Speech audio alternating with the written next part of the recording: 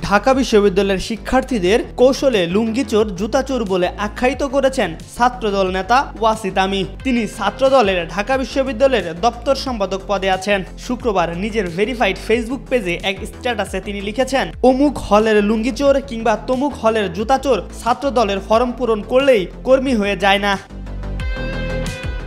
ওই স্ট্যাটাসে তামি বলেছেন, ফরম পূরণ করা মাত্রই কেউ ঢাকা বিশ্ববিদ্যালয়ের ছাত্রদলের প্রাথমিক সদস্য বা কর্মী হয়ে যায়, এই ধারণাটি অবান্তর।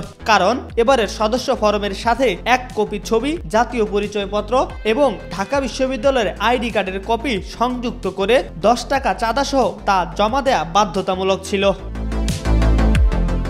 তিনি লিখেছেন, আমাদের হাতে নিবন্ধিত কর্মীদের যে তালিকা বর্তমানে আছে তা প্রস্তুত করবার আগে এসব আইডি কার্ডের রেফারেন্স বারংবার ক্রস চেক করা হয়েছে। তাই অমুক হলের লুঙ্গিচোর কিংবা তমুক হলের জুতাচোর একটা ফর্ম পূরণ করে ছবি তুলে ফোনে রেখে দিলেই পরবর্তীতে তাকে ছাত্রদলের নিবন্ধিত কর্মী বলার কোনো সুযোগ নেই।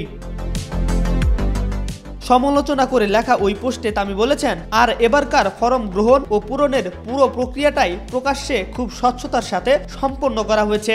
বড় সংগঠনের সাথে যুক্ততা দেখিয়ে অসৎ উদ্দেশ্য হাসিল করতে চাওয়া প্রতারকেরা কিংবা একাধিক সংগঠনে যুক্ত থেকে ফ্যাসাদ আর বিশৃঙ্খলা সৃষ্টিকারী গুপ্ত সংগঠনের লোকেরা তা বুঝবেন সেটা আশা করাটাই দুরাশা বোধ করি।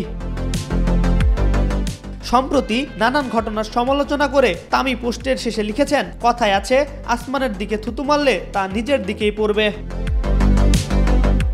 MR আকাশ, আজকাল।